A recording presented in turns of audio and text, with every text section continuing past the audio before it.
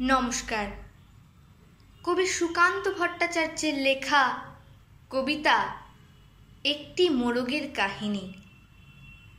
একটি মোরগ হঠাৎ আশ্রয় পেয়ে গেল বিরাট প্রাসাদের ছোট্ট এক কোণে, ভাঙা প্যাকিং বাক্সের গাদায়, আরও 2-3টি মুরগির সঙ্গে। আশ্রয় যদিও মিলল, উপযুক্ত আহার মিলল না। সুতীক্ষ্ণ চিৎকারে প্রতিবাদ জানিয়ে গলা ফাটালো সেই মোরগ ভোর থেকে সন্ধে পর্যন্ত। তবু সহানুভূতি জানালো না সেই বিরাট শক্ত ইমারত। তারপর শুরু হলো তার আস্তা কুড়ে আনাগোনা।